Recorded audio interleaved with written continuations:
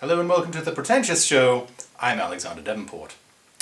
Was Leonardo da Vinci the world's most overrated artist? Now this is a question that I think needs to be asked. Not because of any moral problems that the man had and not because of any enlightened new information that's come about. No.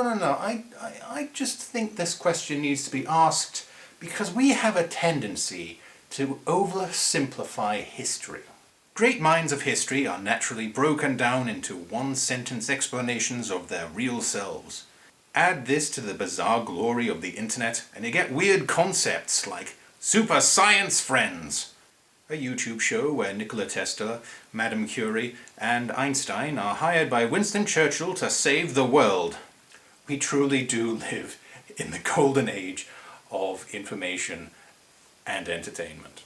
So get your pseudo-detective's hat on and open up your dyslexic handwriting translation app as we sort of try and figure out if Leonardo da Vinci was in fact the world's most overrated artist.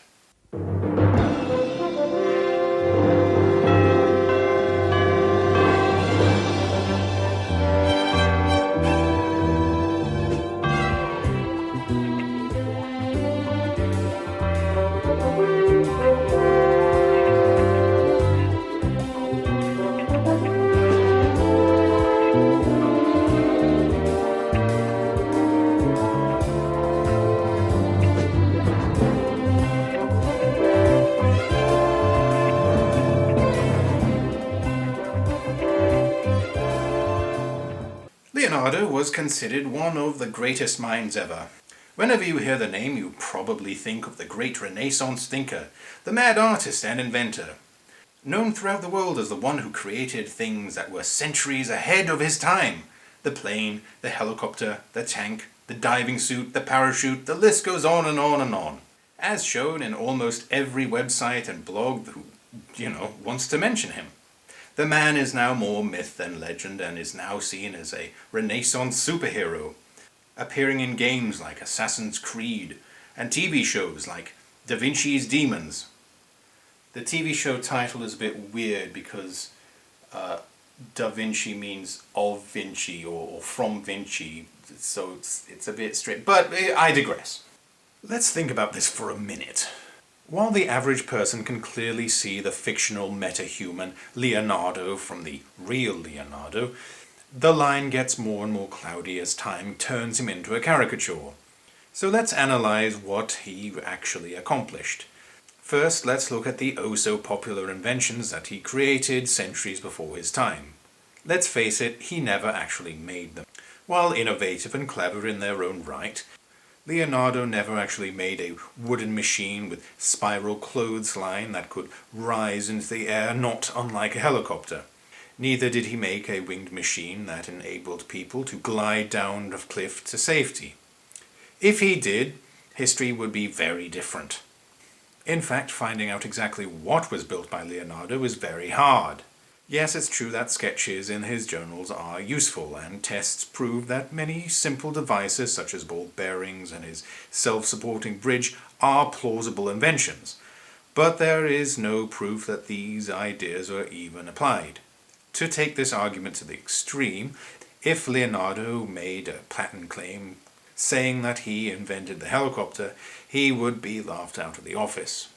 Claiming this is kind of the equivalent of saying that Jules Verne invented the submarine. Drawing a great machine doesn't count as being very constructive. So he is definitely a dubious inventor. But what about a painter? He was a great artist, right? Well, the answer is yes, but only in theory. You see, there's this big stain on his resume, and it might not be what you think. It's actually The Last Supper. That's right, his so-called masterpiece, painted in 1498. So what's wrong with this? Surely it's seen as a work of great genius or beauty. Well, here's the problem. Instead of using a wet plaster fresco, the painting was a mural that was painted in oil paint. This is a medium that Leonardo helped make his own. He used this medium to construct one of the greatest paintings of all time. But like a child wanting to play with his new toy, this technique was used in the worst possible way. After painting the Last Supper, due to moisture, the painting couldn't breathe and started to flake away after only 19 years. Ever see Michelangelo's Final Judgment? This gigantic construction is just not ruined because Michelangelo, he knew what he was doing. So there it is, a case put forward worthy of the devil's advocate. But that's not the end of the story. Of course, it can't be. I mean, just because there's an alternative theory, that does not make it absolute. Was Leonardo a great man of a wide range of skill? Of course he was. It doesn't matter what problems have been recorded down. His triumphs overtake his flaws by a lot. In regards to the Last Supper, which unfortunately has been reduced to a ruin, this was only a tragedy that occurred due to Leonardo's obsession with oils. Oil paint was not a new medium, but Leonardo's skill level with this type of art was game-changing, and led to the creation of the Mona Lisa. A painting which itself deserves to be questioned as to whether it is overrated. But the simple answer is no. It may be a bore to today's standards, but this is only due to it being the template as to what a good portrait should be. A three-quarter position, a scumbling technique that allows the artist to work, a realistic feel towards the sitter, and a glaze that makes the colors just jump out at you. This is Renaissance art at its best. The most important thing to rethink of him is an engineer.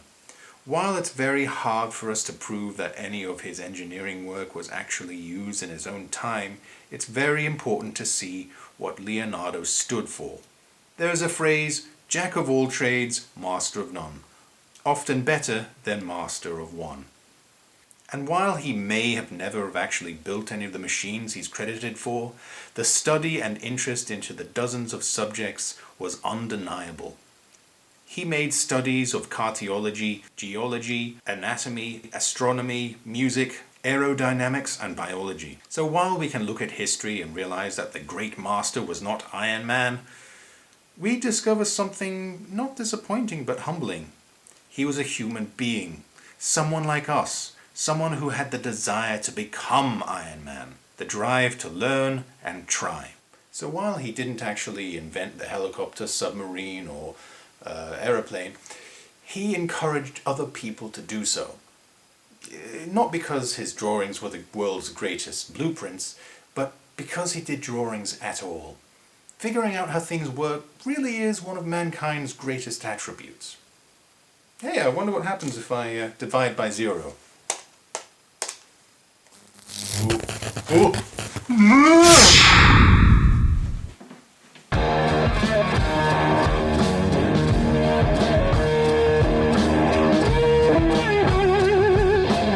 Today's episode of The Pretentious Show has been brought to you by Sharp. Sharp calculators when you don't have an iPhone.